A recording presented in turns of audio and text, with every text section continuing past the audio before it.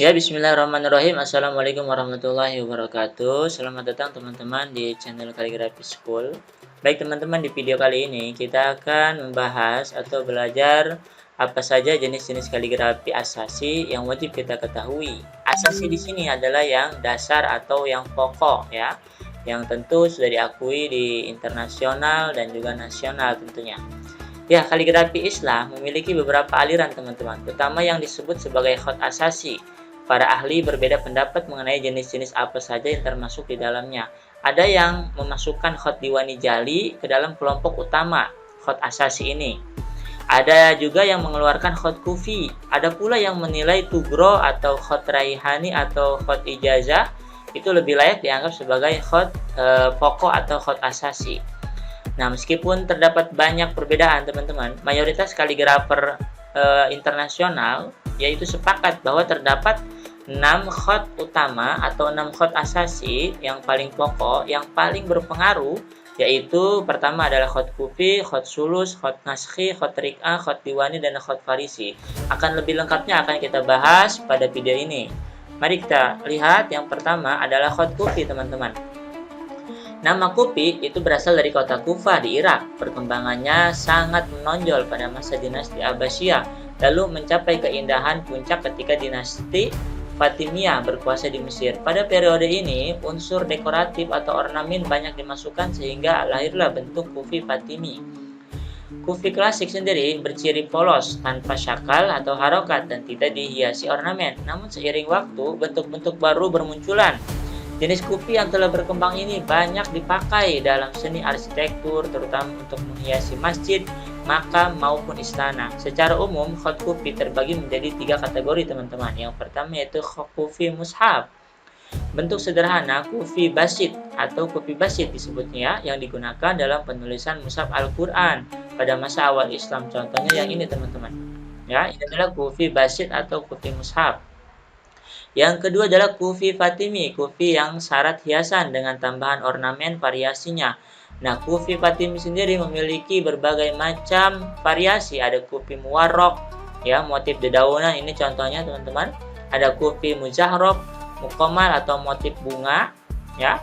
Kemudian kufi madfur atau muaqqad, mustarabbit, motif anyaman atau jalinan. Ya, kemudian yang ketiga ada kufi murabba yang kotak adalah ini ya. Nah, teman-teman, silakan teman-teman dipelajari lagi untuk khat kufi. Yang kedua adalah khat naskhi.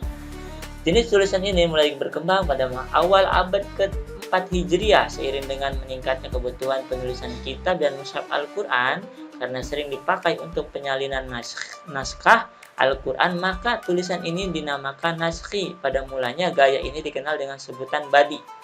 Sebelum kemudian kaidah-kaidahnya disempurnakan oleh Al-Wazir Ibnu Muqlah, kaligrafi khat naskhi memiliki ciri khas huruf yang luwes, sederhana, dan mudah dibaca tentunya ya. Terlebih jika dilengkapi dengan tanda baca dan juga titik. Berbeda dengan khat sulus yang kerap digunakan dalam bentuk tarkib atau susunan yang bertumpuk. Tulisan naskhi ditulis mendatar, mengikuti garis lurus. Seiring waktu, naskhi menjadi standar penulisan buku dan karya ilmiah hingga dipakai dalam percetakan modern serta font komputer karena sifatnya yang jelas dan mudah dipelajari. Jenis tulisan ini biasanya menjadi materi dasar yang diajarkan lebih dulu sebelum mempelajari khat lainnya. Namun, untuk menguasainya tetap dibutuhkan latihan rutin dan pengulangan yang konsisten. Ini adalah contoh-contoh khat naskhi, dan kebanyakan Al-Quran itu menggunakan khat naskhi teman-teman. Yang ketiga ada atau nastalik. Nah, tulisan ini dinamakan Farisi karena berkembang dan populer di wilayah Persia. Ia juga dikenal dengan sebutan ta'liq sebab bentuk penulisannya miring dari kanan ke kiri. Lihat sini contohnya teman-teman ya.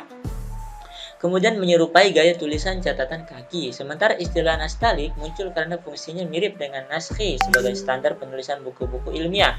Hingga kini karya berbahasa Persia baik dalam bentuk buku maupun situs web masih banyak menggunakan Farisi dan juga castes. Nama nastalik sendiri berasal dari gabungan kata naskhi dan ta'liq. Menguasai tulisan ini bukan hal mudah teman-teman ya, sebab membutuhkan keterampilan dan latihan intensif. Bahkan dalam beberapa gaya penulisan, satu huruf dapat memerlukan 2 mata pena berbeda untuk menghasilkan variasi ketebalan garis. Terlihat dari contoh teman-teman, ada tebal dan ada tipisnya, dan ini membutuhkan dua pena kaligrafi ya. Maka tidak heran jika para guru kaligrafer menekankan pentingnya kesabaran dan tentu konsisten dalam mempelajari khot ini teman-teman ya, khot talisi. Kemudian ada yang keempat, khot sulus. Kaligrafi sulus dikenal sebagai jenis tulisan yang paling megah atau anggun dan penuh wibawa. Tidak heran para ahli menyebut penguasaan khot sulus sebagai syarat utama untuk benar-benar layak di galeri khotot atau ahli kaligrafi karena tingkat kesulitannya sangat tinggi teman-teman ya. Jenis tulisan ini terbagi menjadi dua bentuk utama, yaitu sulus adi atau biasa, ditulis dengan pena berukuran minimal 4 mili. Biasanya bergaya sederhana dan jarang dikreasikan dalam bentuk-bentuk yang kompleks. Atau khot sulus jali, menggunakan pena berukuran 2 kali lebih besar dibandingkan sulus biasa. Tulisan ini kerap dikembangkan menjadi bentuk-bentuk rumit seperti murakkab yang tersusun, makus atau mutanazir, simetris dan berpantulan, bahkan kadang berbentuk menyerupai wujud binatang ya. Dikreasikan sendiri oleh para kaligrafer itu. Meskipun memiliki perbedaan dalam ukuran pena dan gaya penulisan, sulus jali tetap dianggap bagian dari sulus itu sendiri. Silakan teman-teman lihat contohnya khot sulus ya. Nah, di sini ada khot sulus dan ini juga khot sulus. Yang kelima adalah khot diwani teman-teman. Kaligrafi diwani pada awalnya dijaga sebagai tulisan rahasia oleh dinasti Utsmaniyah karena keindahannya yang istimewa. Baru setelah Sultan Muhammad Al-Fatih menaklukkan Konstantinopel pada tahun 857 Hijriah, tulisan ini mulai diperkenalkan secara terbatas, khususnya untuk penulisan dokumen resmi kerajaan Diwan. Dari sinilah asal nama Diwani. Menurut catatan sejarah, sosok yang pertama kali menyusun kaidah-kaidah Diwani adalah Ibrahim Munif al-Turki. Seiring perkembangannya, Diwani melahirkan 3 corak utama, yaitu gaya Turki, gaya Mesir, dan gaya Baghdad. Daya tarik utama kaligrafi Diwani terletak pada kelembutannya dengan banyak lekukan huruf yang melingkar dan berputar sehingga tampak anggun sekaligus dekoratif. Ya, dan kreasi Diwani ini menghasilkan ada Diwani jali. Terlihat sekali perbedaannya teman-teman ya. Khot Diwani jali, kreasi selanjutnya yang disebut dengan Diwani jali ini sebagian besar berbentuk hurufnya mirip dengan Diwani. Ya, Diwani biasa yang tadi, hanya saja hiasannya lebih ramai, juga dibedakan dengan adanya mahkota. Mahkota di kepala hurufnya. Penulisannya juga menggunakan pena berukuran lebih besar dan biasanya menggunakan 2 mata pena. Pena besar untuk tulisan dan pena kecil untuk hiasannya teman-teman. Terlihat dari contoh sini ya. Ada besar hurufnya, kemudian hiasan-hiasannya kecil. Diwani jali ini meskipun nama Diwani, ia harus dianggap sebagai jenis kaligrafi tersendiri karena berbeda dengan khot Diwani itu sendiri ya, dan ciri khasnya ada banyak titik-titiknya. Ya, dengan jenis kaligrafi tersendiri karena bentuknya berbeda dengan Diwani biasa. Hanya saja kebanyakan kaligrafer dan para peneliti tidak menjadikan Diwani jali sebagai jenis tersendiri karena dikembangkan oleh orang yang sama yang mengembangkan Diwani biasa, antara lain Ghazlan Bik. Mungkin kalau orangnya berbeda, ini menjadi khot yang tersendiri ya, berbeda dengan khot Diwani. Namun karena orangnya sama, yaitu Ghazlan Bik, sehingga kaligrafi khot Diwani jali ini masih satu rumpun dengan khot Diwani. Namun di Indonesia itu wajib ada khot Diwani dan Diwani jali dalam perlombaan MTQ teman-teman ya. Kemudian yang keenam adalah khot Rik'ah. Rik'ah atau Ruk'ah merupakan salah satu jenis tulisan Arab yang sederhana namun tetap indah karena bentuknya yang praktis dan mudah dipelajari. Hampir semua kaligrafer menguasai gaya ini. Meskipun demikian, karena karakter Rik'ah sangat cepat ditulis, ia jarang diperlakukan sebagai karya seni murni, melainkan lebih sering digunakan untuk keperluan praktis.